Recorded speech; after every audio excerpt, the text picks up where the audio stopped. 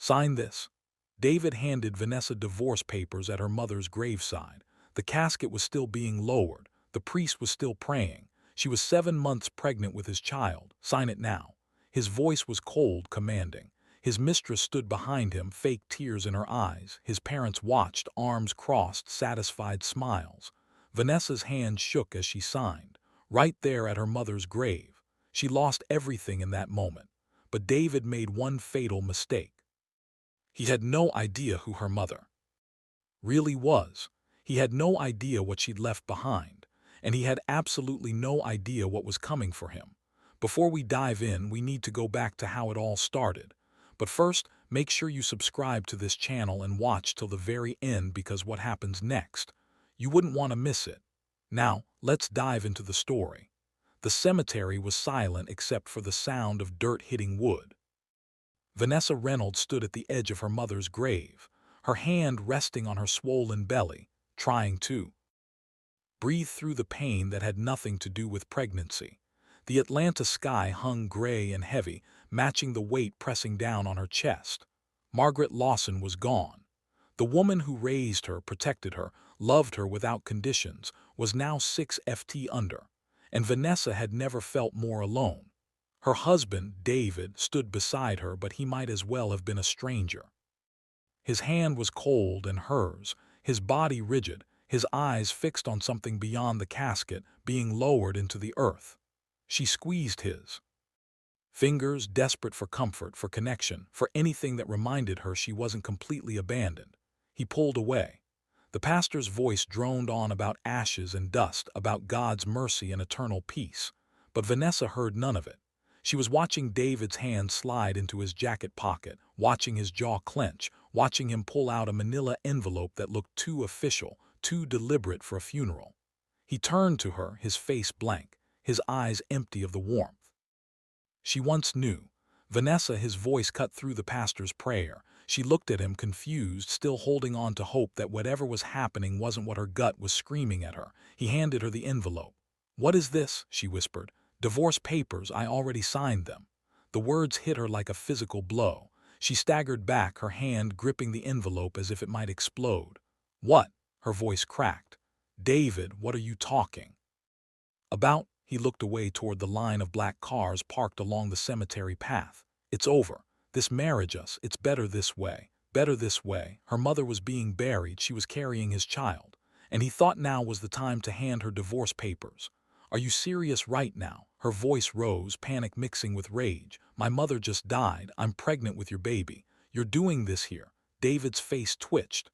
A flicker of something that might have been guilt or might have been annoyance. "I know the timing isn't ideal, but waiting would only make it harder. You're strong, Vanessa. You'll figure it out. Strong." He was calling her strong while destroying her. She wanted to scream, to slap him, to ask him who he'd become, but the words stuck in her throat. Around them, mourners began to notice. Heads turned, whispers started. The sacred moment of grief transformed into a spectacle.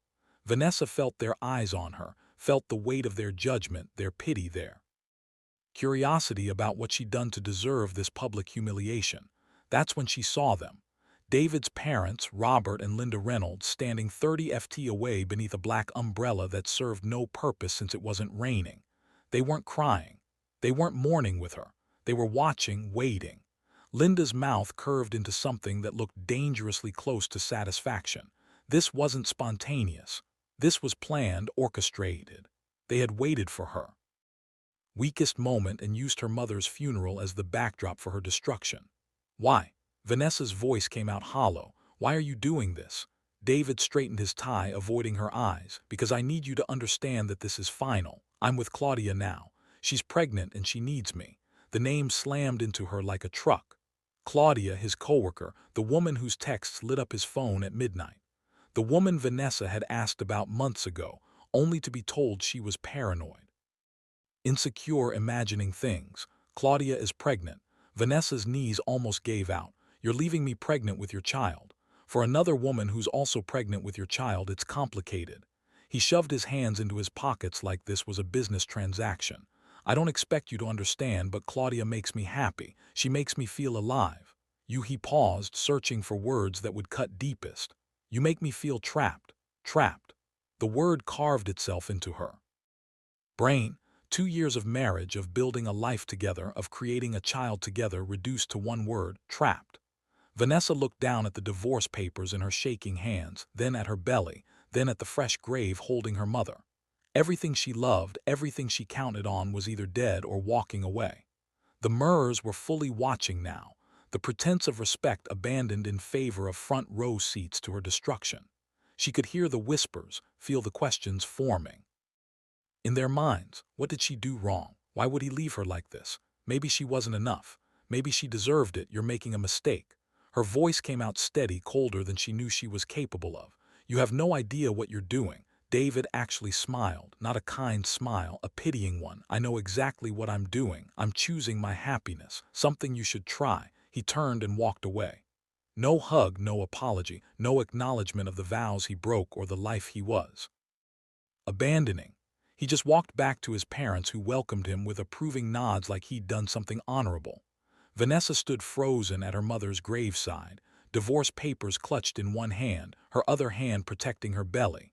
The crowd began to disperse, uncomfortable with the scene they'd witnessed.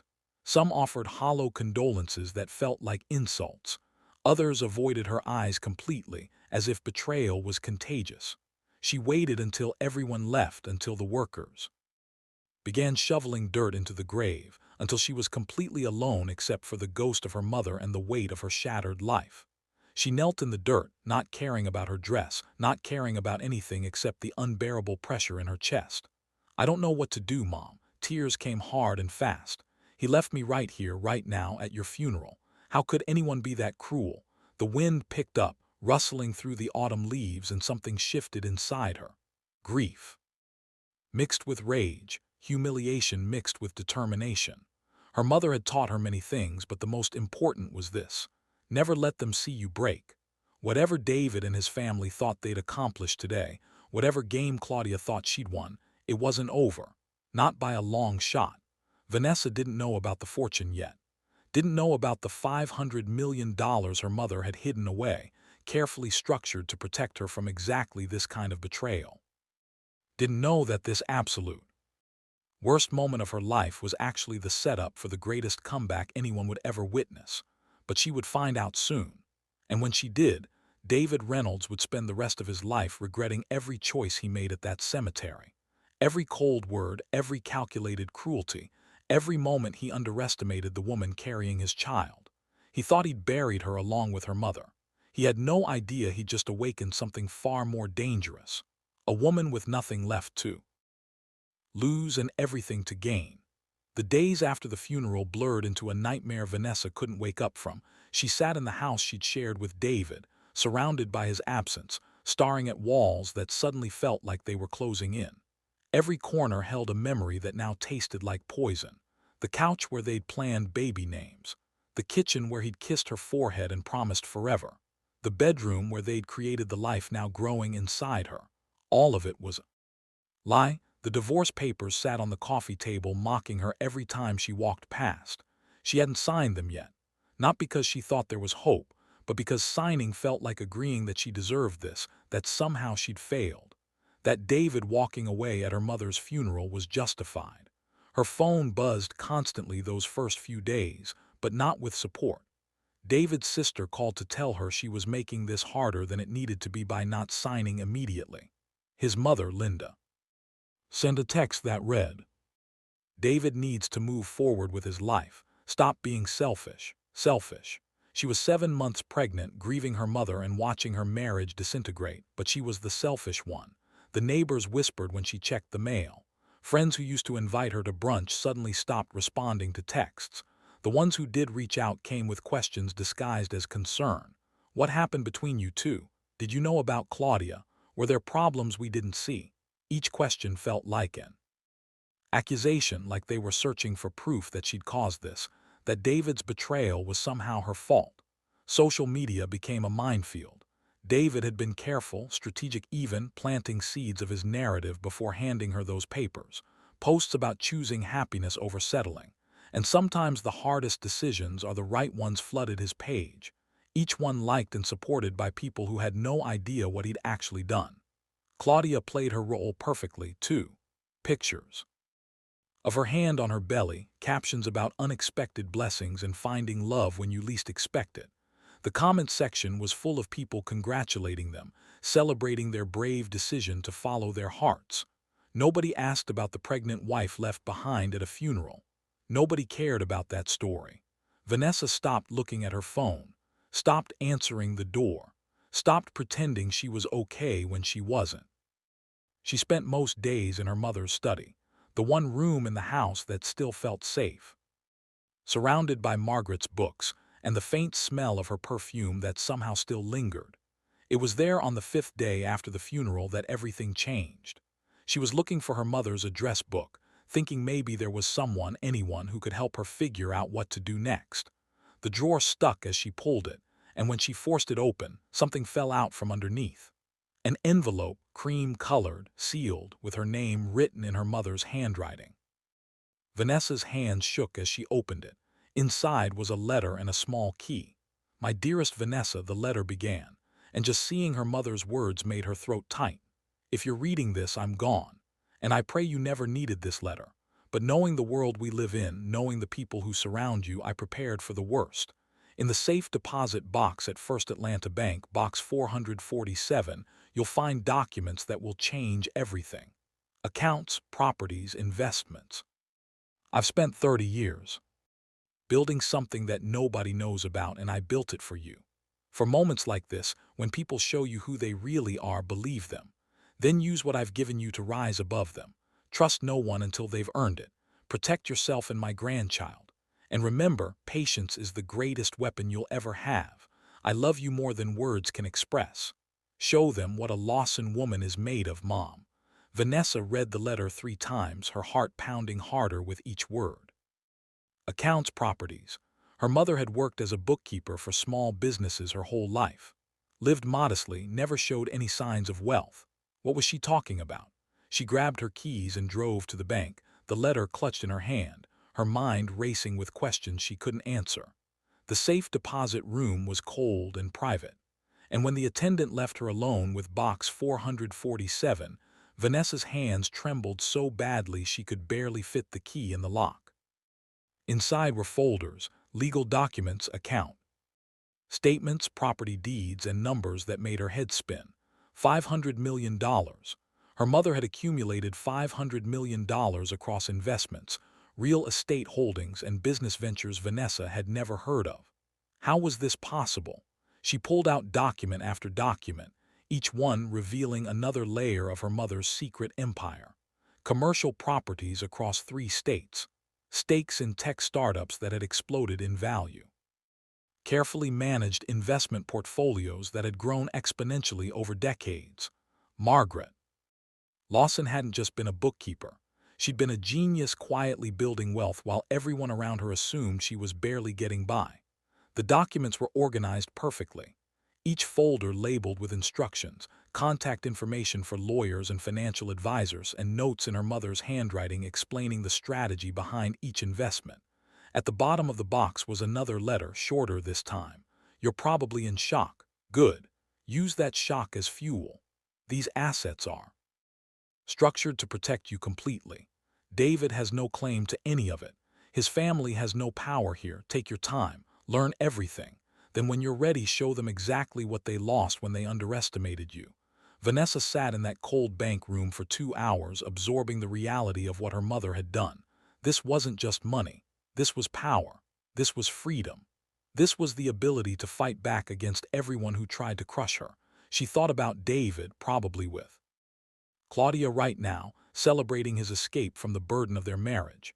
She thought about his parents, smugly believing they'd successfully removed her from their son's life. She thought about the neighbors whispering, the friends who'd abandoned her, the social media comments celebrating her destruction. They had no idea what was coming. Vanessa gathered every document, placed them carefully in her bag, and drove home with a clarity she hadn't felt in weeks. The grief was still there, the betrayal still burned, but underneath it all something new was growing. Strategy, purpose, the beginning of a plan that would turn every moment of humiliation into fuel for the most spectacular comeback they'd ever witness. That night she finally looked at her phone. A text from David read, Can you please just sign the papers? We both need to move on." She stared at it for a long moment, then typed back for words. "You have no idea." She didn't elaborate, didn't explain. Just let those words sit there. Promise and a warning wrapped into one message that would haunt him soon enough. Vanessa placed her hand on her belly, feeling the baby kick strong and steady. "Your grandmother left us something incredible," she whispered, "and we're going to use it to teach some people a lesson they'll never forget." The game had changed.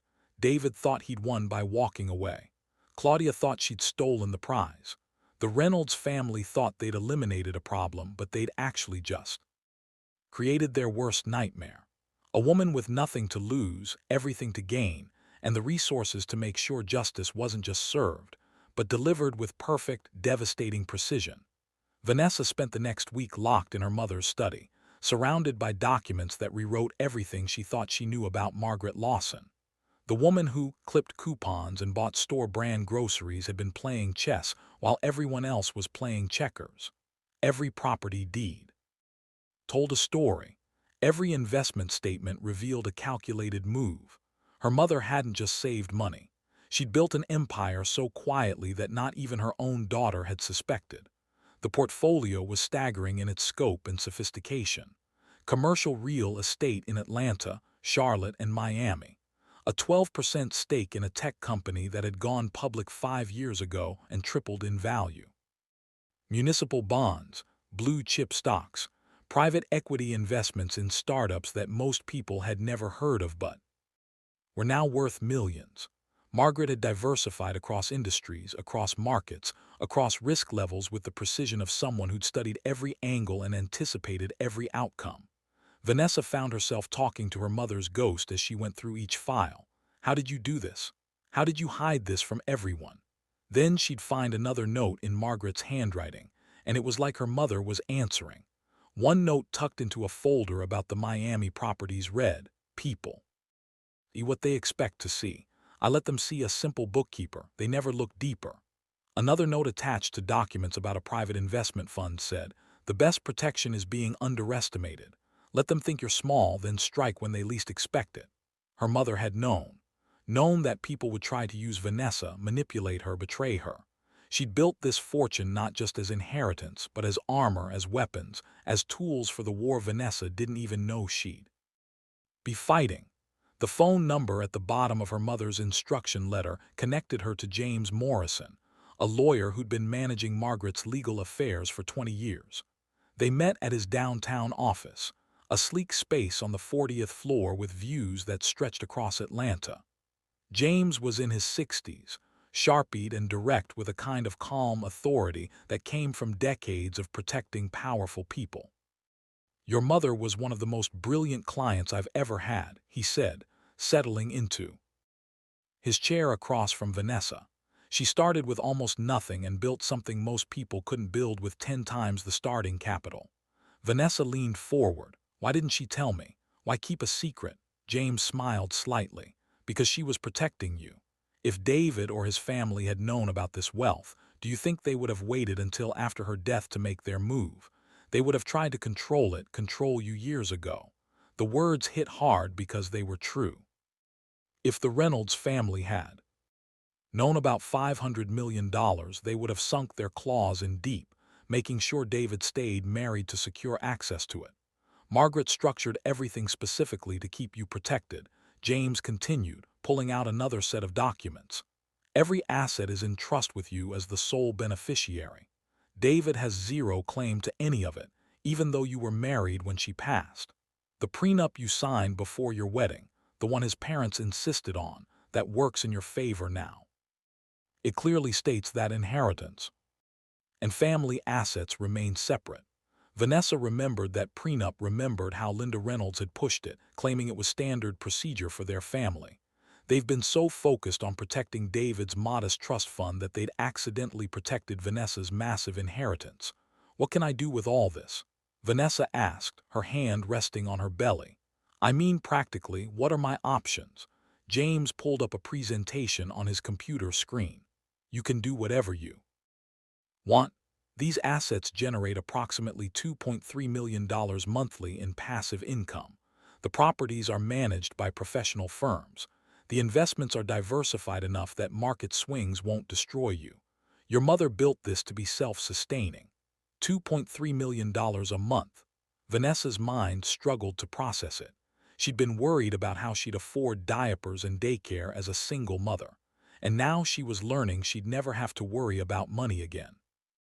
"But here's what I think you're really asking," James said, his tone shifting. "You want to know if you can use this to fight back, to make the people who hurt you face consequences." Vanessa met his eyes. "Can I?" James smiled, and it wasn't a kind smile.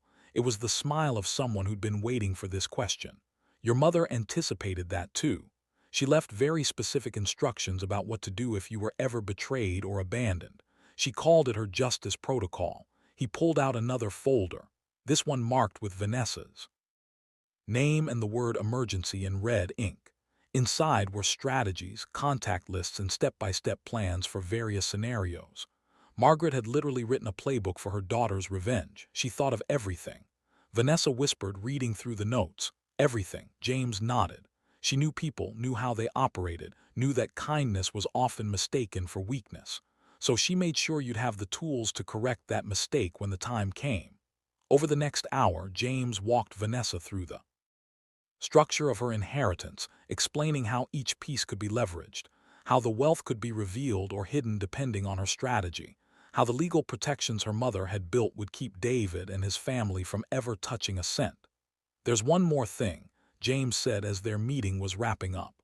"Your mother set up a charitable foundation in your name. It's currently dormant, but it's structured and ready to activate whenever you choose." She believed that real power wasn't just about having money. It was about being seen as someone who uses it well. The foundation documents showed a $50 million endowment ready to be deployed for causes Vanessa cared about: education, women's shelters, children's hospitals. Her mother had even included suggestions for board members, people from her network who would help Vanessa build a public reputation as a philanthropist. Vanessa left James Morrison's office with a briefcase full of documents and a mind full of possibilities. She sat in her car in the parking garage for 20 minutes, just breathing, processing, planning. David thought he'd left her with nothing. He had no idea he'd walked away from a woman who could buy his parents' house with pocket change. Claudia thought she'd won by stealing him away. She didn't know she'd claimed a prize that was about to become worthless. The Reynolds family thought they'd successfully removed a problem from their lives. They'd actually just created an enemy with unlimited resources and nothing to lose. Vanessa's phone buzzed. Another text from David. "Vanessa, this is getting ridiculous. Just sign the papers so we can both move on with our lives."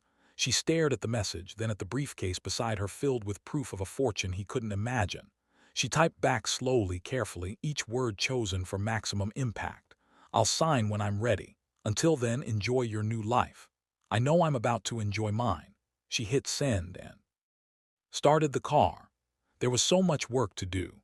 Financial advisors to meet, properties to visit, investments to review, a strategy to build that would turn her mother's foresight into the most spectacular reversal of fortune Atlanta had ever witnessed. But first, she needed to go home and rest. The baby was kicking, reminding her that this wasn't just about revenge. It was about building a future where her child would grow up knowing that being underestimated was a gift, that patience was power, and that justice, when it finally arrived, was always worth the wait. Vanessa drove home with the windows down, breathing in the cool evening air, feeling something she hadn't felt since the funeral. Hope. Not the naive hope of someone who believed everything would be okay. The fierce, determined hope of someone who knew exactly how to make everything okay and had the resources to do it. David had made his choice at that cemetery. Now, Vanessa was about to make hers, and hers would echo for years. Claudia Bennett had always been good at playing roles. In high school, she'd been the girl who befriended the popular kids just to learn their secrets. In college, she dated the professor's son to secure better grades. At work, she positioned herself near David Reynolds the moment she noticed his wife rarely came to office events. She saw opportunity where others saw boundaries, and David had been the easiest mark she'd ever targeted. The pregnancy lie had been her masterpiece. A few carefully timed photos of her hand on her flat stomach. Some morning sickness complaints at the office. A fake ultrasound image she'd pulled from a Google search and edited with her own name. David had believed every word because he'd wanted to believe. Men like him always did. They wanted to feel needed, wanted chosen. Claudia had simply given him the story he was desperate to hear. She sat in David's apartment now, the same apartment he'd moved into 3 days after handing Vanessa those divorce papers. It was temporary, he'd said, just until the divorce was finalized and he could figure out his next move. Claudia didn't care about temporary. She cared about security, about locking him down before he realized what he'd actually given up. "Baby, can you grab my prenatal vitamins?" she called from the couch. Her hand dramatically pressed to her forehead. David emerged from the kitchen with a glass of water and the bottle of regular multivitamins she'd rebelled. "You feeling okay?" His voice carried genuine concern. The same concern he'd probably once shown Vanessa before Claudia had poisoned it. "Just tired. The baby's taking a lot out of me." She took the vitamin, swallowed it with theatrical effort, and leaned into him. "I'm so glad I have you. I don't know how I do this alone." David wrapped his arm around her, and Claudia felt the satisfaction of a plan coming together. He'd left his pregnant wife for her pregnant self, which meant he was locked in by guilt, obligation, and the narrative he'd created to justify his choices. He couldn't back out now without looking like a monster twice over, but maintaining the lie was getting harder. His mother, Linda, had started asking about doctor's appointments. His sister wanted to throw a baby shower. Claudia had been deflecting, claiming her doctor preferred privacy, that she was superstitious about celebrating too early, that she'd had a scare and wanted to wait until the second trimester was over. Each excuse bought her time, but time was running out.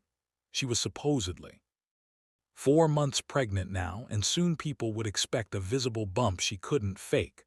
"I was thinking," David said, breaking into her thoughts, "maybe we should go to your next appointment together. I want to be involved, hear the heartbeat, see the ultrasound, be there for all of it." Claudia's stomach dropped, but her face remained calm. "That's sweet, baby. But my doctor has this weird policy about partners at appointments during the first trimester complications. She says it creates too much stress." David frowned. "You're almost out of the first trimester though, right?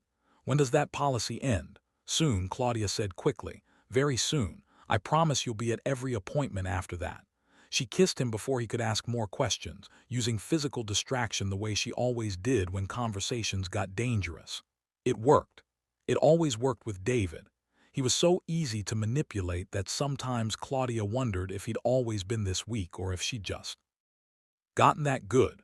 What Claudia didn't know was that David's doubts were growing in ways even he didn't fully recognize yet. Small things. The way Claudia never actually looked pregnant despite claiming to be 4 months along. The way she avoided his family. The way her stories about doctor's appointments changed slightly each time she told them. He'd pushed these observations away, labeled them as paranoia, told himself he was just feeling guilty about Vanessa. But the doubt was there, quiet and persistent, eating away at the foundation of everything he'd burned his life down to build. At work, people had started treating David differently. The story of him serving divorce papers at a funeral had spread despite his efforts to control the narrative. Coworkers who used to respect him now gave him cold shoulders. His boss had pulled him aside to say the company preferred to avoid personal drama that reflected poorly on the firm. Even Claudia's coworkers had started whispering, though David didn't know what they were saying. Meanwhile, Vanessa had become a ghost he couldn't escape. He'd see her car around town and feel his chest tighten.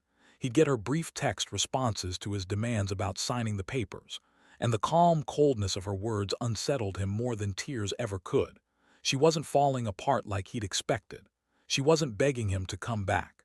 She was just existing somewhere beyond his reach, and it made him feel like he was missing something crucial. "What are you thinking about?" Claudia asked, noticing his distance. "Nothing, just work stuff." He stood up, suddenly needing space from her even though he didn't understand why. "I'm going to take a walk." Outside, the evening air felt heavy. David walked through his new neighborhood, so different from the home he'd shared with Vanessa, and felt the weight of his choices pressing down.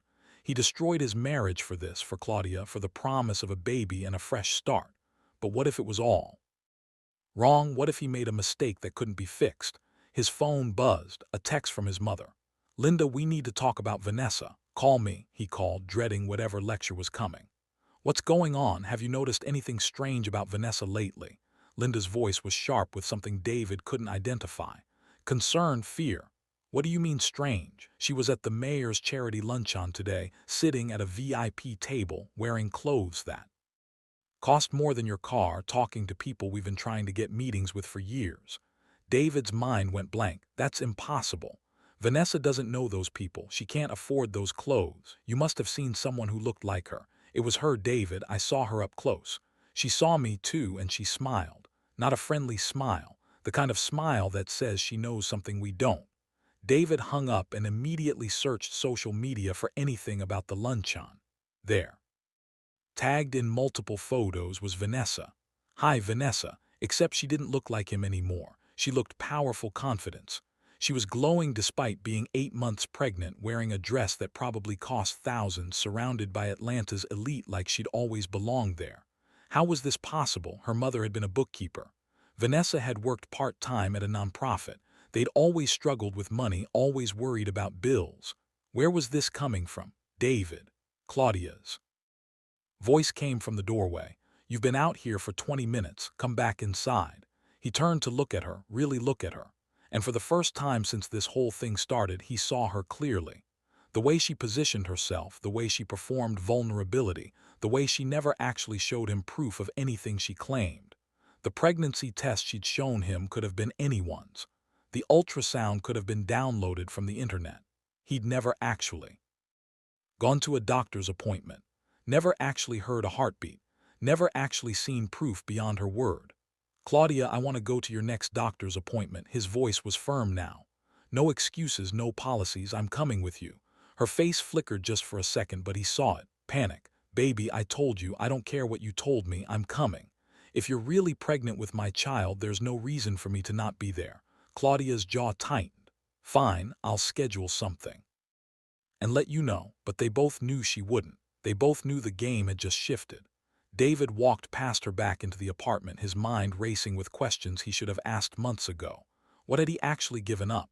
What had he actually gained? And why did Vanessa, the woman he destroyed at her mother's funeral, suddenly look like she'd won something he didn't even know they were competing for? The trap Claudia had set was starting to close, but not around David, around her. And she had no idea that Vanessa wasn't just wealthy now. She was strategic, patient, and gathering evidence of every lie that had been told, every manipulation that had been performed, every betrayal that would soon be exposed in the most public, devastating way possible. Vanessa moved into her mother's estate on a Tuesday morning, 8 months pregnant, and more focused than she'd ever been in her life. The house wasn't the modest 3-bedroom she'd grown up in that had been sold years ago. Margaret had told her to downsize after Vanessa went to college.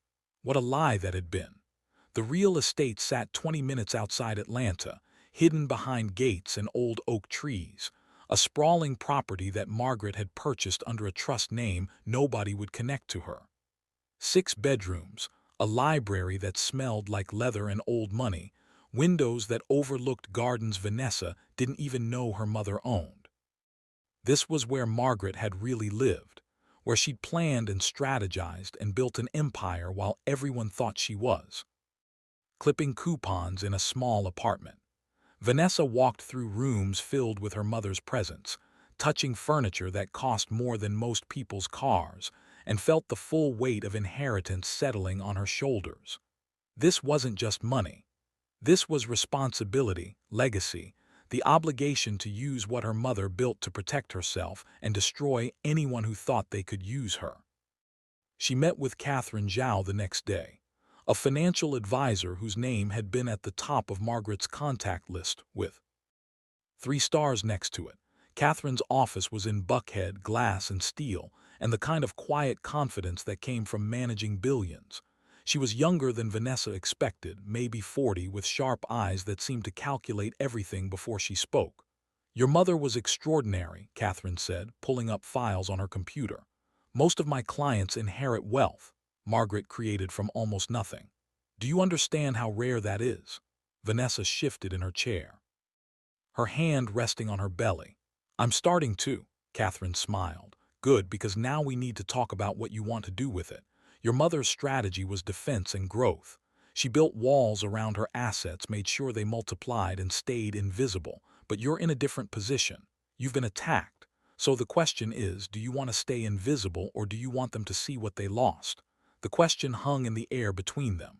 Vanessa thought about David at that cemetery, about Claudia's fake sympathy, about Linda Reynolds' satisfied smile as her son handed over divorce papers.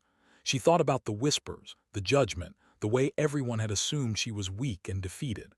I want them to see, Vanessa said quietly. I want them to understand exactly what they threw away. Catherine's smile widened. Then let's build you a public presence that makes that impossible to miss.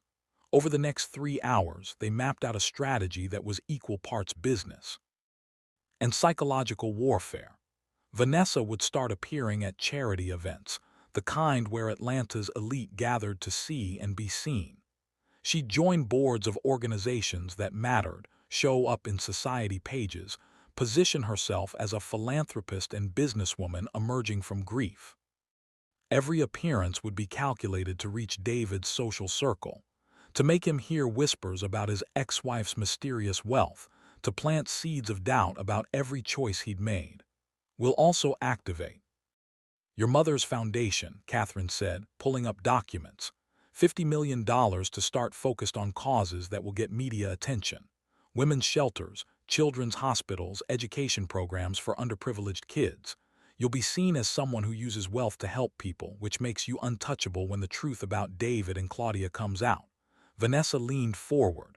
What truth are we talking about? Catherine's expression turned cold. The truth is that he abandoned his pregnant wife at her mother's funeral. The truth is that Claudia's pregnancy is fake. The truth that his family coerced him into a divorce, all of it. But we don't just tell people, we let them discover it. We create situations where the evidence reveals itself. She pulled out a fold of Vanessa hadn't seen before. Your mother hired a private investigator 6 months before she died. She suspected something was wrong with David, with Claudia, with the whole situation. This folder contains everything he found. Vanessa opened it with shaking hands. Inside were photos of David and Claudia together. Timestamps showing their affair had started 9 months ago. Not for like they claimed. Text messages between Claudia and a friend, where she admitted the pregnancy was fake, called it her insurance policy to lock David down. Emails between David's parents discussing how to pressure him into divorcing Vanessa. Bank statements showing Linda Reynolds had paid Claudia $10,003 weeks before the funeral. Her mother had known, had documented. Everything had prepared Vanessa to fight back with evidence that couldn't be disputed or dismissed. My mother knew all of this and never told me. Vanessa's voice cracked. Catherine's expression softened slightly. She was dying, Vanessa. She didn't want to spend her last months watching you suffer through a divorce. She wanted to give you the tools to handle it yourself, to come out stronger, and she did. Vanessa closed the folder, her mind racing. What do we do with this? Nothing yet. Catherine stood, walking to the window overlooking Atlanta's skyline. Right now, David thinks he got away with it. Claudia thinks her plan worked. Your in-laws think they successfully removed you from their lives. Let them enjoy that feeling. Let them get comfortable, because the higher they feel, the harder they'll fall when we pull the floor out from under them. Over the next 2 months, Vanessa executed Catherine's strategy with precision that would have made her mother proud. She attended a fundraiser for the Atlanta Children's Hospital, donating $500,000 and making sure the donation was very public. She joined the board of a women's shelter, bringing both her money and her story of surviving betrayal. Though she kept the details vague enough to create mystery, she showed up at gallery openings, charity auctions, and society luncheons. Always dressed impeccably, always calm and gracious, always visibly pregnant and radiating strength that made people curious about her story. The whispers started exactly as Catherine predicted. That's David Reynolds' ex-wife. I heard he left her at a funeral. Where did she get that kind of money? She's Margaret Lawson's daughter. I had no idea Margaret had money. She carries herself like old money, doesn't she? Each appearance was photographed, tagged on social media, written about in the society sections of local papers and blogs. Vanessa became impossible to ignore, and every mention of her included context about her recent divorce, her pregnancy, her mother's death. The narrative David had tried to control was slipping through his fingers, replaced by a new story where Vanessa wasn't the villain or the victim, but something far more dangerous. The mystery. David's mother called Vanessa twice, both times going to voicemail. His sister sent a Facebook message asking if they could talk about some confusion regarding the divorce. Vanessa ignored them all, letting silence do more damage than any conversation could. She spent evenings in her mother's library reading Margaret's journals, understanding the philosophy behind every decision. Her mother had written extensively about patience, about letting enemies defeat themselves, about the power of being underestimated. People reveal their true nature when they think you're powerless. One entry read, "Give them enough rope and they'll hang themselves with it. Your only job is to document the process." Vanessa was documenting everything. Every social media post Claudia made about her fake pregnancy. Every time. David's story changed slightly. Every interaction with the Reynolds family, she kept recording screenshots, timestamps, building a case that would be undeniable when the moment came to present it. Her lawyer, James Morrison, called weekly with updates. The divorce papers still sat and signed because Vanessa was strategically delaying, using legal procedures and technicalities to stretch the process while she built her position. David was getting frustrated, which was exactly what she wanted. He's threatening to take you to court to force the divorce through, James said during one call. Let him, Vanessa replied calmly. A court proceeding means public records, discovery, testimony under oath. Is that really what he wants? James chuckled. I'll make sure his lawyer understands that. I suspect the threats will stop. They did. Within days, David's aggressive demands softened to requests, then to almost pleading messages about just wanting to move forward. But Vanessa wasn't ready for him to move forward. She was building towards something specific, something her mother had planned for, something that would expose every lie and betrayal in the most public, undeniable way possible. The baby kicked hard, reminding her that time was running out. She was due in 3 weeks and she wanted everything in place before then. The final pieces were coming together. The gala was being planned. The evidence was compiled. The witnesses were prepared. All that remained was patience. The same patience her mother had taught her, the patience that separated those who reacted from those who won. The charity luncheon at the Ritz-Carlton was packed with Atlanta's power players, the kind of event where business deals happen over salmon and donations were made for social positioning as much as goodness. Vanessa arrived 30 minutes late, a strategic choice Catherine had insisted on. Let them settle in, start talking, get comfortable, she'd said. Then you walk in and stop every conversation in the room. It worked exactly as planned. Vanessa entered wearing a navy dress that cost more than most people's monthly rent, her pregnant silhouette impossible to miss, her composure radiating the kind of quiet authority that made people sit up straighter. Conversations faltered. Heads turned. She felt the weight of recognition ripple through the room as people realized who she was and started putting together pieces of the story they'd been hearing in whispers. Linda Reynolds was there, seated at a table near the back, with 3 women from her country club. Vanessa watched her mother-in-law's face drain of color, watched her lean over to whisper urgently to her companions, watched the panic set in as she realized the woman she tried to erase was not only present but elevated beyond anything the Reynolds family could claim. Vanessa didn't acknowledge her, didn't even glance in her direction. She simply walked to her assigned table near the front, a VIP section reserved for major donors, and took her seat beside Marcus Jen, a tech entrepreneur whose company her mother had invested in years ago. Vanessa Lawson, Marcus said warmly, standing to greet her. Your mother was one of the smartest investors I ever met. I'm sorry for your loss. Thank you, Vanessa replied, settling into her chair with the careful movements of someone very pregnant. She spoke highly of you too. Said you were one of the few people in tech who understood that ethics and profit weren't opposites. Their conversation flowed easily, and within minutes other people at the table were leaning in, asking about her mother's investment strategies, about the foundation she was starting, about her plans now that she was managing such significant assets. Vanessa answered each question with practiced grace, never bragging, never oversharing, but making it clear through careful words that she was not someone to be dismissed or pitied. She was a force. Across the room, Linda Reynolds was on her phone, almost certainly calling David, probably describing this impossible scene where his abandoned ex-wife sat among people his family had been trying to impress for years. The mayor stopped by Vanessa's table to thank her personally for her recent donation to the Children's Hospital. A state senator introduced himself and asked if she'd be interested in joining a committee on education reform. A journalist from the Atlanta Business Chronicle requested an interview about women in finance. Each interaction was witnessed by dozens of people, including Linda, and each one drove home the same message. Vanessa. Lawson was not defeated. She was ascending.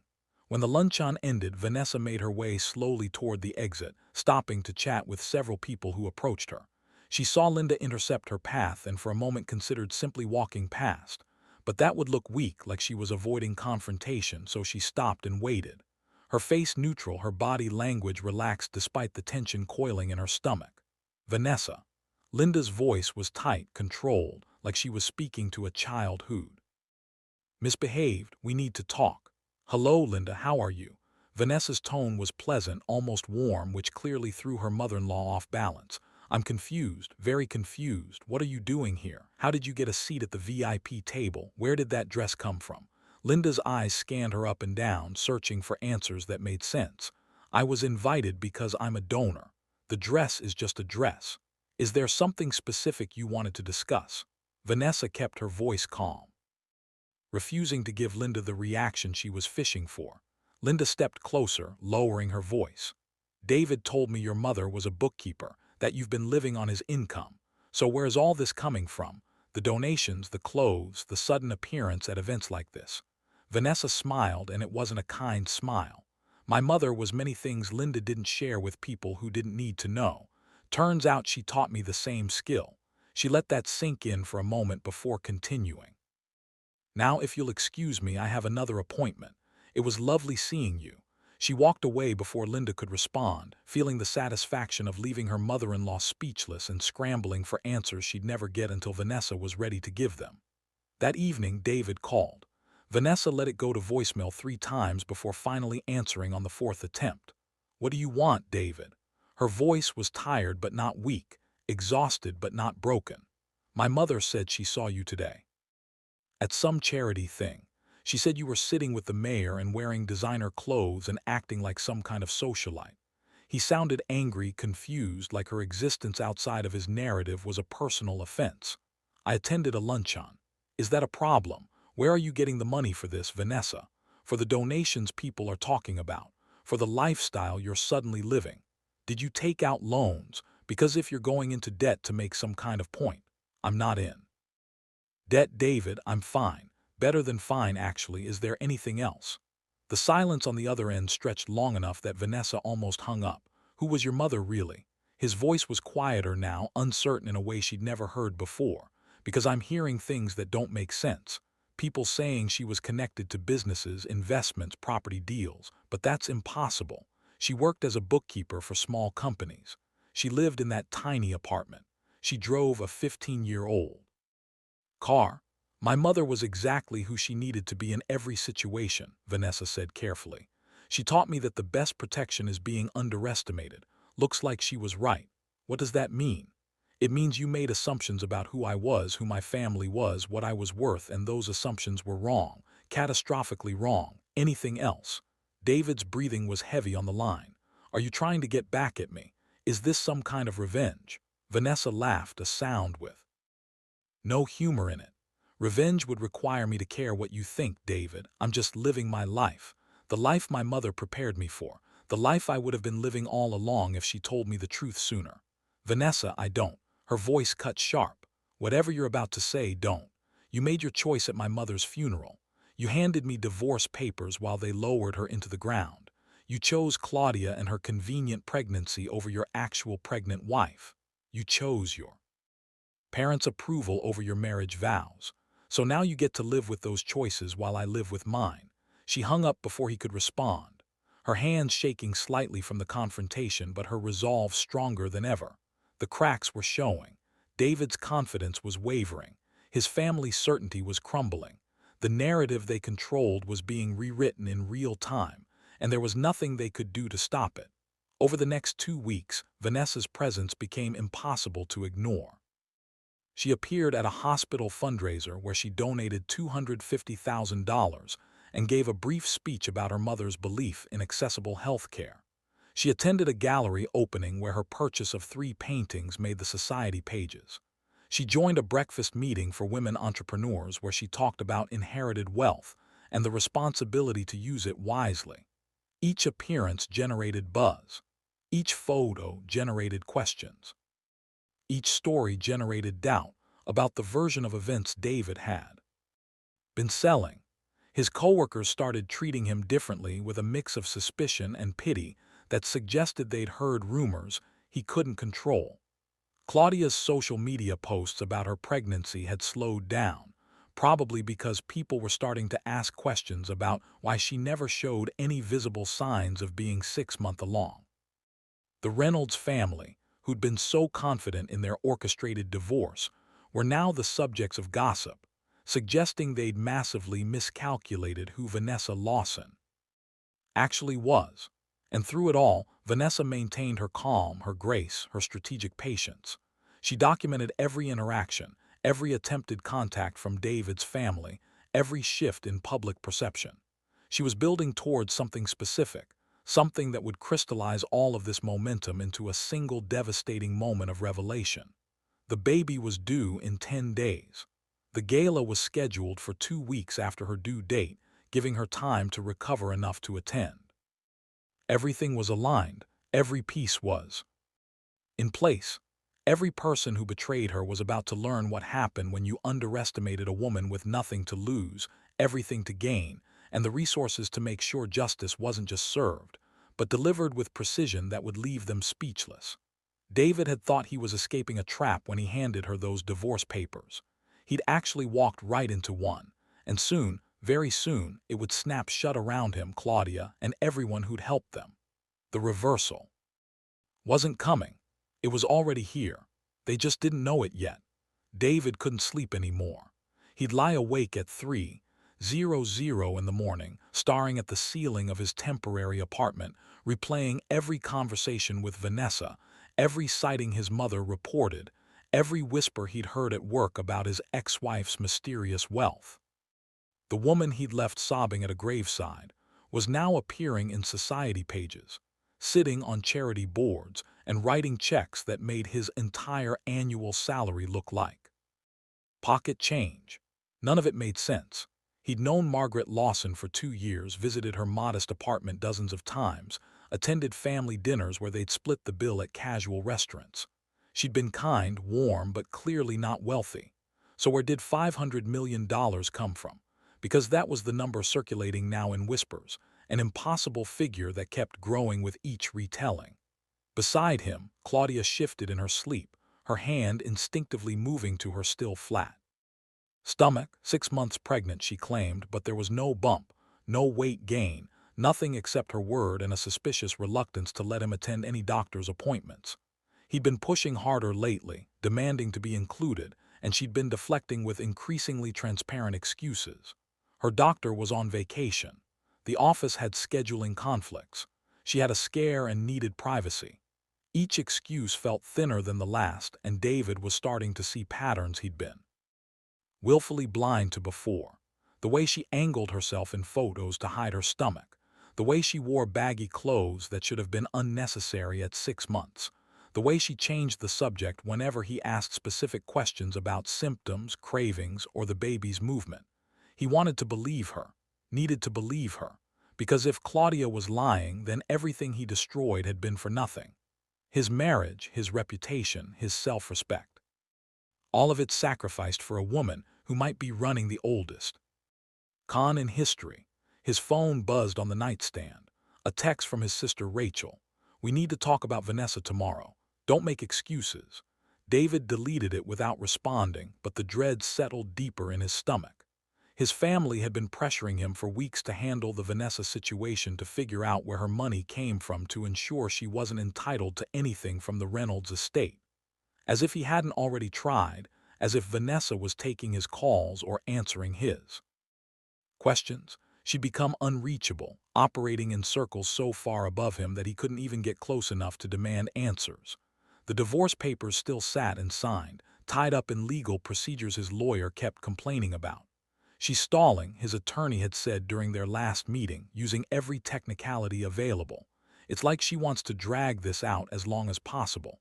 So take her to court, force it through. David had been desperate, feeling control slip away. We can try. But that means public proceedings, discovery. She'd have the right to subpoena your financial records, communications, everything. Are you sure you want that level of scrutiny? The lawyer had looked at him with an expression that suggested he knew exactly what skeletons might be hiding in David's closet. David had backed down, told his lawyer to keep trying negotiation, but the truth was becoming unavoidable. Vanessa held all the cards now, and she knew it. The next morning, David met his sister at a coffee shop downtown, arriving 15 minutes late because he'd been avoiding the conversation. Rachel was already seated, her laptop open, her expression tight with a kind of anger their family specialized in. "You're late." She didn't look up from her screen. Traffic. He slid into the chair across from her, ordering coffee he didn't want just to have something to do with his hands. "What's this about?" Rachel turned her laptop around, showing him a news article from the Atlanta Business Chronicle. The headline read, "M-Story. Philanthropist. How Vanessa Lawson is reshaping Atlanta's charity landscape." Below it was a photo of Vanessa at some gala, looking radiant despite being 9 months pregnant, surrounded by people who mattered in ways the Reynolds family could only dream about. "This is what this is about," Rachel said, her voice sharp. "Your ex-wife is making us look like fools. People are asking questions, David, about why you divorced her, about what you knew, about whether our family pressured you into leaving a woman who was clearly connected to serious money." "I didn't know about any money," David said weakly. "Margaret never mentioned anything. Vanessa never mentioned anything. How was I supposed to know?" "You weren't supposed to know because that's what they wanted. They played us and you walked right into it." Rachel closed her laptop with more force than necessary. "Mom is losing her mind. The women at her club are talking. People she's been trying to impress for years are now more interested in meeting Vanessa than being seen with our family. Do you understand how humiliating this is?" David wanted to point out that he'd been humiliated too, that finding out his wife's family had hidden wealth didn't exactly make him feel great, but he knew Rachel wouldn't care. His sister had never liked Vanessa anyway, had supported the divorce, had probably helped his parents orchestrate the whole thing. "What do you want me to do about it?" he asked. "Figure out what her angle is. She's not just showing up at events for fun. She's building towards something. I can feel it." Rachel leaned forward, her voice dropping. "And you need to lock down the situation with Claudia, because if Vanessa exposes anything about how this divorce happened, about the affair, about the timing, we'll all go down with you." The mention of Claudia made David's stomach turn. "What do you mean lock it down?" "I mean make sure her story is airtight. Make sure she's really pregnant. Make sure there's no way Vanessa can use this against us." Rachel's eyes were cold, calculating, "Because I'm starting to hear rumors that Claudia might not be as pregnant as she claims. That's ridiculous." David's defense came out automatic but hollow. "Is it? Have you been to any appointments? Seen any ultrasounds? Heard a heartbeat?" Rachel watched him closely. "Or have you just been taking her word for it?" The questions hung between them like accusations, and David realized his sister had identified the same doubts that had been keeping him awake at night. He left the coffee shop feeling worse than when he'd arrived, Rachel's warnings echoing in his head. Back at the apartment, he found Claudia on the couch, scrolling through her phone, her expression troubled. "We need to talk," David said, standing in front of the TV so she couldn't avoid him. Claudia looked up, her face instantly arranging itself into concern. "What's wrong, baby?" "I want to go to your next doctor's appointment. No excuses, no delays. I'm calling your doctor myself and scheduling it." Her face flickered, that micro-expression of panic he'd learned to recognize. "David, I already told you. I don't care what you told me." His voice was harder now, months of doubt crystallizing into demand. "Either we go together or I'm going to start asking questions I should have asked a long time ago." Claudia stood up, her hand moving to her stomach in that practiced gesture she used whenever she needed to remind him why he'd left his wife. "You don't trust me after everything I've been through with you." "I'm not saying I don't trust you. I'm saying I need to see proof. Real proof, not photos, not stories. Actual medical confirmation that you're pregnant with my child." The words felt like betrayal even as he said them, but they needed to be said. Claudia's eyes filled with tears, a response so quick it felt rehearsed. "How can you even ask me that? Do you know how hurtful this is? I'm carrying your baby and you're treating me like I'm some kind of liar." "Then prove you're not." David's voice didn't soften. "Take me to an appointment. Let me hear the heartbeat. Let me see the ultrasound with your name on it. If you're really pregnant, this should be easy." The silence that followed was thick with everything neither of them wanted to acknowledge. Claudia's tears stopped as quickly as they'd started, her expression shifting into something harder, more calculating. "Fine," she said finally. "I'll schedule an appointment. But after this, I don't ever want to have this conversation again." "Fine," David echoed. But he knew it wasn't fine. Nothing was fine. He destroyed his marriage for a woman who might be lying, abandoned his pregnant wife for a pregnancy that might not exist, and aligned himself with a narrative that was falling apart in real time. Meanwhile, Vanessa was thriving, building, planning, preparing for something that everyone could feel coming, but nobody could see clearly enough to stop. That night, David drove past Vanessa's new address, the estate he discovered through his mother's relentless digging. The gates were imposing, the property massive, the kind of place that announced wealth so clearly that driving past it felt like a punishment. Lights glowed in the windows, and he could see movement inside. Could imagine Vanessa in there, safe and powerful, and so far beyond his reach now that it felt like she'd never been his at all. He thought about the woman he'd handed divorce papers to at a funeral, the way she'd looked at him, devastated and disbelieving. He'd felt powerful in that moment, in control, like he was making a brave choice to follow his happiness. Now he felt like a fool, like a man who'd been played so completely that he'd never even seen the game being played. His phone buzzed. A text from Claudia. "Doctor's appointment scheduled for Friday at 2 p.m. Hope you're happy." He wasn't happy. He was terrified because he was starting to realize that everything he thought he'd gained was an illusion, and everything he'd given up might have been the only real thing he'd ever had. The stakes weren't just escalating anymore. They were about to explode. And when they did, David Reynolds was going to be standing at ground zero with nothing to shield him from the blast. Vanessa gave birth on a Thursday morning, 3 days past her due date, in a private suite at Piedmont Hospital that looked more like a luxury hotel than a medical facility. The labor lasted 7 hours, and through every contraction, every moment of pain that nearly broke her, she thought about her mother, about Margaret's strength, her planning, her absolute certainty that Vanessa could handle whatever life threw at her.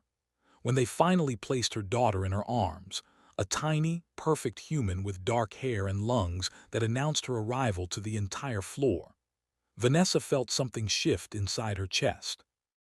This wasn't just about revenge anymore. This was about showing her child what it meant to fight back, to refuse to be broken, to turn betrayal into power. "What's her name?" the nurse asked, updating the birth certificate paperwork. "Margaret," Vanessa said without hesitation. "Margaret Sophia Lawson." She dropped Reynolds from her own name weeks ago, reclaiming her mother's legacy, and her daughter would carry that legacy forward. David wasn't there. Hadn't even known she was in labor. She'd removed him from her emergency contacts, blocked his number from receiving notifications, erased him from the parts of her life that mattered. He'd find out eventually, probably through his mother's relentless social monitoring, but by then it would be old news. The flowers started arriving within hours. Arrangements from people Vanessa barely knew but who wanted to be associated with her now that her wealth and influence were undeniable. Catherine Joe sent white roses with a card that read, "The strongest foundations are built during the storms. Rest now. The finale approaches." Marcus Chun sent a massive teddy bear and a donation to the Children's Hospital in baby Margaret's name.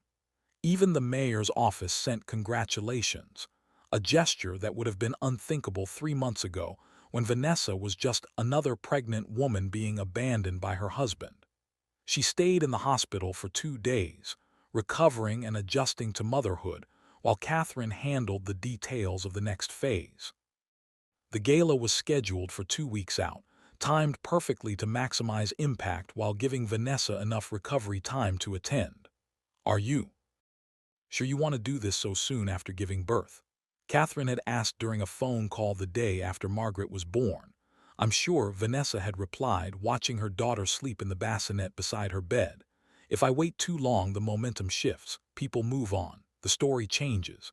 We need to strike while everyone's still paying attention. Catherine had laughed, a sound of pure respect. Your mother trained you well. The invitations had gone out 3 weeks prior, cream color cards with gold lettering announcing the inaugural gala for the Margaret Lawson Foundation. 500 of Atlanta's most influential people had been invited, carefully selected to ensure maximum impact. Business leaders, politicians, society figures, journalists, and buried in that list like landmines waiting to explode were David Reynolds, his parents, his sister, and Claudia Bennett. Catherine had argued against inviting them. Why give them warning? Why let them prepare? But Vanessa had been firm because I want them there. I want them to see it happen in real time. I want them to understand what they lost, who they underestimated, and how completely they've been outplayed. The invitations had been delivered by courier impossible to ignore. And according to Catherine's sources, the Reynolds family had spent hours debating whether to attend. They'd ultimately decided they had to, that staying away would look like weakness or guilt, that they needed to understand what Vanessa was planning so they could counter it. They had no idea there was no counter, no defense, no way out of what was coming. Vanessa came home from the hospital to an estate transformed by the team Catherine had hired, a night nurse to help with Margaret's feedings, a security system upgraded to ensure complete privacy, fresh flowers in every room, not because they were necessary, but because they reminded her that she was no longer surviving. She was thriving. The first week home was a blur of sleepless nights and the sharp, overwhelming love that came with being responsible for another human life. But even exhausted, even adjusting to motherhood, Vanessa kept working. She reviewed the evidence files with James Morrison, making sure every document was airtight, every timeline clear, every piece of proof undeniable. She rehearsed her speech, the words her mother had helped her craft in those final letters. She coordinated with the media team Catherine had assembled, ensuring that the story would be controlled, distributed, and amplified exactly as needed. You're going to break the internet, Catherine said during one of their planning sessions, scrolling through the final presentation on her tablet. This isn't just about David and Claudia anymore. This is about every woman who's been underestimated, every person who's been betrayed by someone they trusted. This story is going to reach millions. Good, Vanessa said, adjusting baby Margaret in her arms. Let it reach millions. Let every person who thinks they can use someone and walk away without consequences see what happens when they're wrong. Friday arrived, the day of David's doctor's appointment with Claudia, and Vanessa knew about it because her private investigator had been tracking both of them for months. She considered interfering, exposing Claudia's lie before the gala, but decided against it. Let David discover the truth on his own terms. Let him sit with that revelation for a week, knowing he destroyed everything for nothing. Let it eat at him every day until the gala, when the public revelation would finish what his private discovery started. According to the investigator's report, received at 3:47 p.m. that Friday, David and Claudia never made it to the doctor's office. They'd had a fight in the parking lot, loud enough that other people had noticed, ending with Claudia storming off and David sitting in his car for 40 minutes before driving away. The investigator's notes included a description. Subject appeared distressed, repeatedly hitting steering wheel, possibly crying. Vanessa read the report twice, feeling no satisfaction, no joy, just the cold certainty that justice was unfolding exactly as it should. That weekend, David called 17 times from a new number she hadn't blocked yet. She let every call go to voicemail, listening to them later while Margaret slept. His voice deteriorated with each message, starting angry, shifting to desperate, ending at something close to begging. "Vanessa, please pick up. I know you don't owe me anything, but I need to talk to you. I need to understand what happened. What's happening, please?" She deleted them all. On Monday, 1 week before the gala, the Atlanta Business Chronicle published the interview Vanessa had given 2 weeks prior. The cover featured her photo, professional and powerful, with the headline, "From Grief to Grace, How Vanessa Lawson is Honoring Her Mother's Legacy." The article detailed her mother's hidden empire, the $500 million inheritance, and Vanessa's plans to use that wealth to support causes Margaret had cared about. It mentioned briefly and factually that Vanessa had recently divorced and given birth, framing her as a woman who'd overcome personal tragedy to emerge stronger. The response was immediate and overwhelming. Social media exploded with support, with women sharing their own stories of betrayal and resilience, with people praising Vanessa's grace and strength. Within hours, #Vanessa Lawson was trending, and the gala had become the most talked about event in Atlanta. Tickets that had been politely accepted weeks ago were now desperately desired by people who hadn't been invited. The venue had to add security to handle the increased media attention. David's name was mentioned in the article just once, in a sentence that read, "Lawson finalized her divorce from David Reynolds shortly after her mother's passing, choosing to focus on her daughter and her philanthropic work." That single sentence generated thousands of comments speculating about what had happened, why the marriage had ended, whether David had known about the money. People started digging, finding the timeline, realizing that he'd divorced her right around her mother's funeral. The narrative David had tried so hard to control was being rewritten by people he'd never meet, and there was nothing he could do to stop it. Wednesday arrived for days before the gala, and Vanessa received a letter delivered by courier. The return address was David's apartment. Inside was a handwritten note. On plain paper, his writing shaky and desperate. "Vanessa, I know I don't deserve your time or your forgiveness. I know what I did was unforgivable, but I'm begging you to let me see my daughter, to let me explain, to give me a chance to make this right. I was wrong about everything. Please, David." She read it once, then placed it in the evidence folder with all the others. Every text, every email, every moment of him realizing too late what he'd thrown away.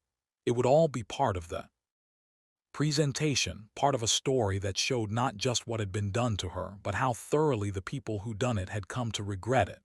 Thursday, Catherine called with final confirmations. The venue is set. The evidence is loaded into the presentation. The media team is ready. Security is briefed. Your dress is being delivered tomorrow. Everything is in place. She paused. Are you ready for this? Vanessa looked around her mother's library, at the journals and notes that had guided her through the darkest months of her life, at her daughter sleeping peacefully in a bassinet nearby, at the life she'd built from the ashes of betrayal. "I've been ready since the moment he handed me those papers at my mother's grave," she said quietly. "This isn't revenge, Catherine, this is justice. And yes, I'm ready." Friday morning, the day before the gala, Vanessa woke early and stood in front of her mirror, studying the woman looking back at her. 3 months ago, she'd been broken, humiliated, abandoned at the lowest point of her life. Now she stood in a home worth millions, with a daughter who would never doubt her worth, and the power to make sure the people who tried to destroy her would spend years regretting that choice. Tomorrow night, everyone would see what happened when you underestimated a Lawson woman. Tomorrow night, the trap that had been set since the moment David handed her those papers would finally spring shut. Tomorrow night, poetic justice would be served, and Vanessa would be there, calm and composed, to watch it all unfold exactly as her mother had planned. The grand ballroom at the Four Seasons gleamed like something out of a dream. Crystal chandeliers casting warm light over tables dressed in white and gold. Flower arrangements that cost more than most weddings, and 500 of Atlanta's most powerful people dressed in their finest, all gathered under the banner of the Margaret Lawson Foundation. Vanessa arrived precisely on time, not early to show eagerness, not late to create drama, but exactly when the invitation stated, making an entrance that stopped conversations mid-sentence. Her dress was midnight blue, elegant without being flashy, fitted perfectly despite having given birth 3 weeks ago, and she moved through the room with a kind of confidence that made people step aside without realizing they were doing it. Baby Margaret was at home with the night nurse, safe and far from what was about to unfold. But Vanessa carried her presence like armor, a reminder of what she was fighting for and who she'd become. David was already there.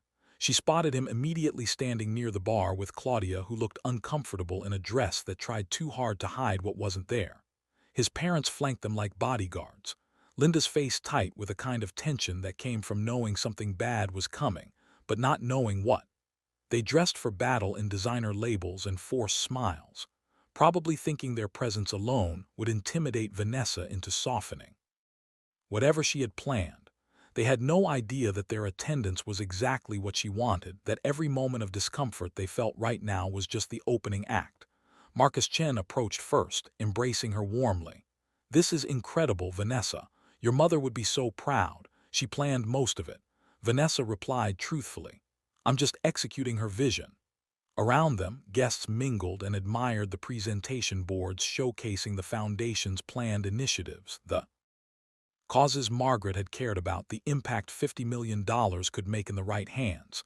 It all looked legitimate because it was legitimate. This wasn't a fake charity created for revenge. This was real work that would continue long after tonight. A genuine legacy that made what was about to happen even more powerful. Catherine appeared at her elbow, speaking low. "They're all here. David, Claudia, the entire Reynolds family. The media team is in position. We're ready when you are." Vanessa nodded, her heart rate steady despite the magnitude of what was coming. "Give me 15 minutes to greet guests, then we'll begin." She worked the room like she'd been doing this her entire life, thanking donors, introducing herself to people she'd only met once, making everyone feel seen and appreciated. She was careful to avoid David's side of the room, not out of fear, but strategy, letting the anticipation build, letting him wonder when she'd acknowledge him, if she'd acknowledge him. When she finally did make eye contact across the ballroom, his face went pale. She held his gaze for 3 seconds, her expression neutral, then turned away to continue greeting guests as if he were nobody. Just another face in a crowd of people who didn't matter. The dinner service began at 7:00, courses arriving with precision timing, wine flowing freely, conversations buzzing with a kind of energy that came from powerful people gathered in beautiful spaces. Vanessa ate little, her stomach tight with anticipation, but she maintained perfect composure, laughing at appropriate moments, engaging with her table guests, playing the role of gracious host, while inside her mind counted down the minutes until everything changed. At 8:30, the lights dimmed slightly and Catherine took the stage, welcoming everyone and explaining the Foundation's mission. Her speech was polished and moving, talking about Margaret Lawson's quiet generosity, her belief in giving back, her dedication to making the world better. Vanessa watched the audience, saw them nodding along, saw David shifting uncomfortably in a seat, probably wondering when this would end so he could leave. Then Catherine said the words that made the room go silent. "And now I'd like to invite Margaret's daughter, Vanessa Lawson, to share some words about her mother's legacy and the journey that brought us here tonight." Vanessa stood smoothing her dress and walked to the stage with measured steps that betrayed none of the adrenaline flooding her system. Behind her, screen descended from the ceiling large enough for everyone in the ballroom to see clearly. She reached the podium, adjusted the microphone, and looked out at 500 faces, all focused on her. "Thank you all for being here," she began, her voice steady and clear. "3 months ago, I buried my mother at Oakland Cemetery. It was the worst day of my life. Not just because I lost the woman who raised me, who taught me everything I know about strength and dignity, but because it was also the day my husband chose to end our marriage." The room went completely silent. People leaned forward, David's face drained of color.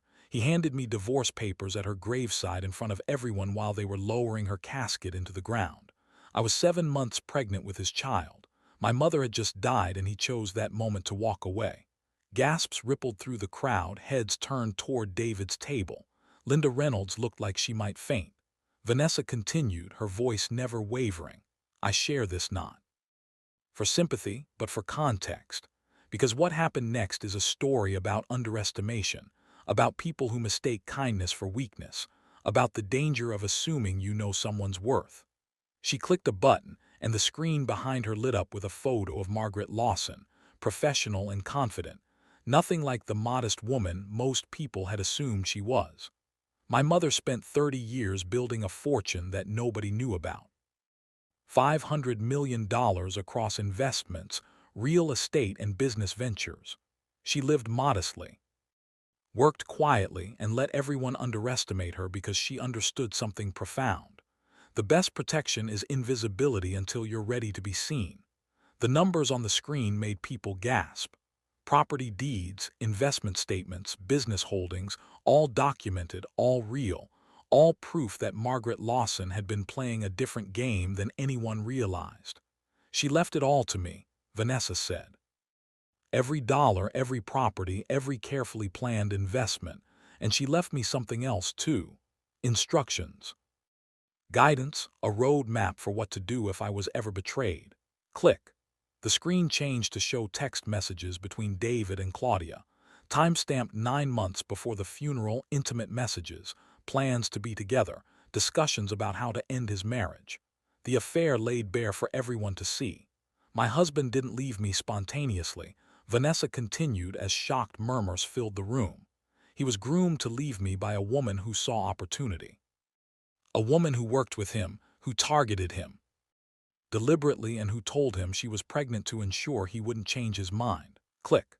The screen showed Claudia's text to her friend, the one the investigator had obtained, where she admitted the pregnancy was fake, called it her insurance policy, and laughed about how easy David had been to manipulate. The ballroom erupted. People turned to stare at Claudia, who looked like she wanted to disappear into the floor. David stood up, his chair scraping loudly, his face a mask of shock and betrayal. Sit down, David, Vanessa said calmly into the microphone. I'm not finished. He sat, probably because standing felt more exposed than sitting. Probably because his legs wouldn't hold him anymore. But it wasn't just Claudia, Vanessa continued. Her tone never becoming vindictive, just factual, just devastating. My former in-laws orchestrated this divorce. They pressured my husband to leave me, convinced him I was a burden, and even paid Claudia $10,003 weeks before my mother's funeral. Click. Bank records appeared, showing the transfer from Linda Reynolds to Claudia Bennett, the date and amount highlighted. Linda stood this time, her voice shaking with rage or fear or both. This is slander. This is a setup. It's documentation, Vanessa replied evenly. Every piece of evidence you're seeing has been verified by lawyers and investigators. It's all real. It's all true. And it's all legal to share because you all chose to make my private pain a public spectacle. She let that sink in before continuing. My mother knew this was coming. She died knowing my husband was cheating, knowing his family was plotting against me, knowing I'd be vulnerable and alone. So she left me the tools to fight back, not with anger or revenge, but with the truth, with proof, with a kind of justice that comes from simply showing people who someone really is. The screen changed again, showing David's desperate voicemails from the past week, transcribed and timestamped. His messages about realizing his mistake, about wanting to see his daughter, about begging for another chance. These messages came after he discovered Claudia wasn't pregnant, Vanessa explained. After his perfect new life started crumbling, after he realized what he'd actually given up. But here's the thing about consequences. They don't care about regret. They don't care about apologies. They exist to teach lessons to people who thought they were above being taught. She paused, scanning the room, seeing the mix of shock, horror, and respect on faces throughout the ballroom. Tonight isn't about destroying anyone. It's about honoring my mother by showing what she taught me, that you don't need to scream to be heard. You don't need to fight dirty to win. You just need to be patient, be strategic, and trust that the truth, when revealed at the right moment, is the most powerful weapon that exists. Vanessa stepped back from the podium, and the screen behind her changed one final time, showing photos of baby Margaret, of Vanessa with her daughter, of a future being built without the people who tried to destroy her. The Margaret Lawson Foundation will support women leaving abusive situations, children who need advocates, and anyone who's been told they're not enough.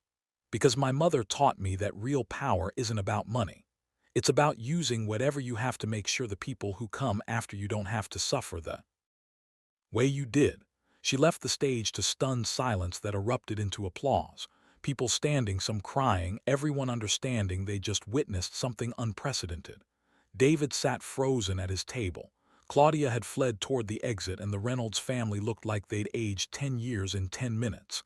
Vanessa walked calmly back to her seat, sat down, and took a sip of water. It was done. The truth was out, and there was nothing any of them could do to take it back. The ballroom remained electric with tension even after Vanessa returned to her seat. People processing what they just witnessed. Minds racing to understand how completely the narrative had been rewritten in 15 minutes. David sat at his table like statue, his face drained of all color, staring at nothing while around him. The Reynolds family frantically whispered among themselves, probably trying to figure out damage control for something that was far beyond control. Claudia had disappeared completely, last seen pushing through the exit doors toward the parking garage. Her fake pregnancy and real manipulation exposed to everyone who mattered in Atlanta's social circles. The journalists present were already typing on their phones, knowing the story would dominate headlines by morning, that the documentation Vanessa had displayed made it bulletproof against legal claims, that this was the kind of scandal that would be studied in PR classes as a masterclass in strategic revelation. Catherine appeared beside Vanessa, placing a hand on her shoulder. The live stream reached 47,000 viewers before we cut it off. The Foundation's website crashed from traffic. Your phone is going to explode when you turn it back on. Vanessa had silenced her phone before the speech, knowing the flood of messages would be overwhelming, choosing instead to stay present in this moment, to witness the fallout in real time. How do you feel? Catherine asked quietly. Vanessa considered the question carefully. She didn't feel triumphant or victorious in the way people might expect. She felt relieved, validated, like a weight she'd been carrying since that funeral had finally been lifted, replaced by the certainty that she'd honored her mother's legacy exactly as intended. I feel like I can breathe again, she said finally. Like I don't have to pretend anymore. Like everyone finally sees what actually happened instead of the story David tried to sell. Across the room, Linda Reynolds stood abruptly, grabbing her purse and coat, clearly intent on leaving before things got worse. But Marcus Chun, seated strategically nearby, stood to block her path, his voice carrying just loud enough for surrounding tables to hear. Leaving so soon, Linda, I thought you'd want to celebrate the Foundation. After all, your family did contribute to its necessity.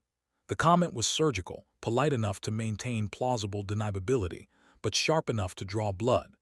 Linda's face went red, her mouth opening and closing without sound before she simply pushed past him and headed for the exit, her husband Robert following silently behind her, looking 20 years older than he had at the start of the evening.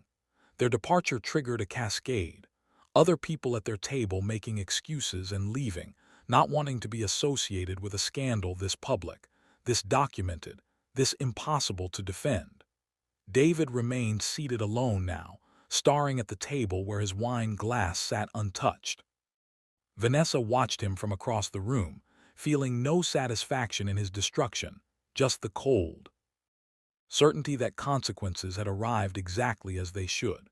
After several minutes, he stood and walked toward her table, moving through the crowd like a ghost. And Vanessa knew this confrontation was inevitable. She could have avoided it, could have had security escort him out, but she chose to face him one last time to close this chapter completely. He stopped 3 ft from her table, his hands shaking, his voice barely above a whisper. Can we talk somewhere private? Vanessa looked up at him. This man she'd once loved, who'd once held her while she cried about her mother's declining health, who'd promised her forever and delivered betrayal instead.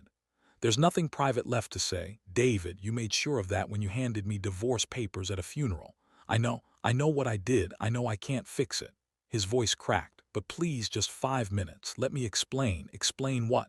Vanessa's tone was calm but firm. How you chose to believe a woman you barely knew over your wife. how you let your parents manipulate you into abandoning your pregnant wife at her mother's funeral, how you realized Claudia was lying and suddenly wanted to come back. David flinched at each point like they were physical blows. I was stupid. I was selfish. I believed what I wanted to believe because it was easier than facing the truth about my family, about Claudia, about myself. You're right, Vanessa said simply. You were all of those things, and now you get to live with the consequences of being all of those things.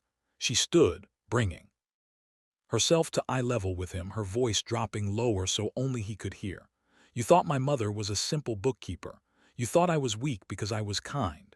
You thought you could walk away without repercussions because you saw what you wanted to see instead of what was actually there. That's not my fault, David. That's yours. I want to meet my daughter. His voice turned desperate, grasping at the only card he had left. I have rights. I'm her father. You have the rights that a court decides you have, Vanessa replied evenly. And given that you abandoned her mother while pregnant, given that you chose your mistress over your child, given that everything you've done for the past 3 months has been documented and is now public record, I suspect those rights will be extremely limited. But we can let the lawyers figure that out. She picked up her purse, signaling the conversation was over. My daughter's name is Margaret, by the way, after my mother. The woman whose funeral you used as the stage for your betrayal. I thought you should know that she'll grow up hearing stories about her grandmother's strength, her intelligence, and her ability to protect the people she loved even after death. She'll never hear stories about you unless she asks. And if she asks, I'll tell her the truth. That her father made choices that hurt people and that choices have consequences. David's eyes filled with tears. And for a moment, Vanessa saw the man she'd once married, vulnerable and lost and drowning in regret. But that man had made his choices, and those choices had led here to a ballroom full of people who now knew exactly who he was. I'm sorry, he whispered. I'm so sorry, Vanessa. I know you are, she replied. But sorry doesn't undo what you did. Sorry doesn't erase standing at my mother's grave and handing me divorce papers. Sorry doesn't change the fact that you chose cruelty when you could have chosen kindness. So yes, you're sorry, but that's your problem now, not mine. She walked away, leaving him standing alone in the middle of the ballroom, and she didn't look back. Catherine was waiting near the exit with her coat and security detail, ready to go home. More than ready, Vanessa replied, feeling the exhaustion of the evening settling into her bones, but also the satisfaction of a job completed exactly as planned. The drive home was quiet, Atlanta's lights blurring past the car windows, while Vanessa processed everything that had happened. Her phone, when she finally turned it on, showed 347 text messages, 89 missed calls, and notifications that her social media mentions had exceeded the app's ability to count. She'd become, in a single evening, one of the most talked about people in Atlanta, and by morning, probably one of the most talked about people in the country. Catherine had been right. The story was bigger than David and Claudia. Now it had become a symbol, a representation of every person who'd been underestimated, betrayed, or told they weren't enough. The comments pouring in weren't just about Schott and Freude, though there was plenty of that. They were from women sharing their own stories of divorce and survival, from people praising Margaret's foresight, from mothers teaching their daughters about the importance of financial independence and strategic thinking. At home, baby Margaret was sleeping peacefully, completely unaware that her mother had just rewritten their family's narrative on a stage in front of Atlanta's elite. Vanessa stood over her daughter's crib, watching the steady rise and fall of her tiny chest, and felt tears finally come. Not tears of sadness or anger, but relief. The certainty that she'd done what needed to be done, that her daughter would grow up in a world where the truth had been told, then justice had been served. Your grandmother would be so proud, Vanessa whispered, touching Margaret's soft hair. She built all of this for us, for moments like tonight, so you'd never have to question your worth or your power. The baby stirred slightly but didn't wake, and Vanessa stepped back, letting her sleep, knowing that the story of tonight would be told and retold, that Margaret would grow up hearing about the night her mother turned betrayal into triumph. The next morning, the headlines were exactly what Catherine had predicted. Atlanta Eyes exposes ex-husband's betrayal in stunning gala reveal. The $500 million. Divorce. How one woman turned grief into power. Justice served. Vanessa Lawson's perfect revenge. The articles included photos from the gala, quotes from attendees, and analysis of the strategic brilliance behind the revelation. Legal experts weighed in on the divorce implications. Business journalists examined Margaret's investment strategies. Social commentators discussed the broader meaning of a story where patience and preparation defeated manipulation and cruelty. David's employer released a statement saying he'd been placed on administrative leave pending an internal review. Claudia had deleted all her social media accounts. The Reynolds family issued a no comment through their lawyer, but Linda's country club friends were already distancing themselves, canceling lunch dates, removing tags from old photos. Vanessa read the coverage while nursing Margaret, seeing her story reflected back through 1,000 different lenses, each one validating what she'd known all along, that she'd been wronged, that her response had been justified, that her mother's planning had been nothing short of genius. A text from James Morrison appeared mid-morning. David's lawyer called. He's willing to agree to any custody arrangement you propose. No court fight. No demands, complete surrender. Congratulations, Vanessa, you won. She stared at the message for a long moment before typing back. I didn't win. I just made sure the truth came out. There's a difference. But even as she sent it, she knew that distinction didn't matter to anyone but her. To the rest of the world, this was a victory, a triumph, a perfect example of poetic justice delivered with devastating precision. 3 months later, Vanessa stood in her mother's library, now converted into an office where she managed the foundation's growing operations. The Margaret Lawson Foundation had received over $30 million in additional donations since the gala. Money from people inspired by the story, wanting to be part of something that represented resilience and strategic justice. They'd opened 2 women's shelters, funded 3 education programs, and partnered with hospitals to provide support for single mothers. The work was real, meaningful, exactly what her mother would have wanted. David had signed away most of his parental rights in exchange for supervised visits twice a month, visits he rarely used because facing Vanessa, facing his daughter, facing the consequences of his choices, was apparently more than he could handle. Consistently, Claudia had left Atlanta entirely, moving to another state where nobody knew her story, though the internet made true anonymity impossible. The Reynolds family had retreated from public life, their social standing permanently damaged by their role in the scandal. Vanessa's life had settled into a new normal, one where she was simultaneously a mother, a philanthropist, a businesswoman, and a symbol of what it meant to fight back strategically. She'd been asked to speak at conferences, write a book, share her story with audiences who saw her as inspiration. She declined most of it, preferring to focus on Margaret, on the foundation, on building the future her mother had envisioned. But she'd agreed to one interview with a journalist who'd covered the story fairly and thoroughly, wanting to set the record straight one final time. "Do you have any regrets?" the journalist had asked. Vanessa had thought carefully before answering. "I regret that it had to happen this way.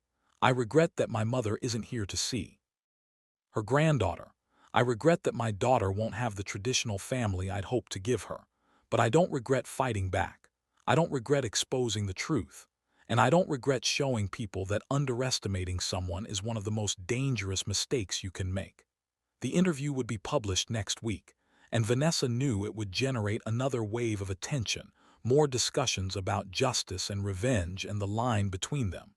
But she was ready for it. Now, comfortable in her role, confident in her choices, certain that her mother's legacy was being honored exactly as it should be. Baby Margaret, now 6 months old, was starting to smile and laugh, reaching for the world with tiny hands that didn't yet understand how much power they'd inherit. Vanessa watched her daughter play on the floor, surrounded by toys that cost what most families spend on rent. Growing up in a mansion built by a grandmother she'd never met and felt the weight of responsibility settle comfortably on her shoulders. This was her life now, not the one she'd planned, but the one she'd built from the ruins of betrayal. And it was good. It was powerful. It was exactly what happened when you underestimated a loss in woman and lived long enough to regret it.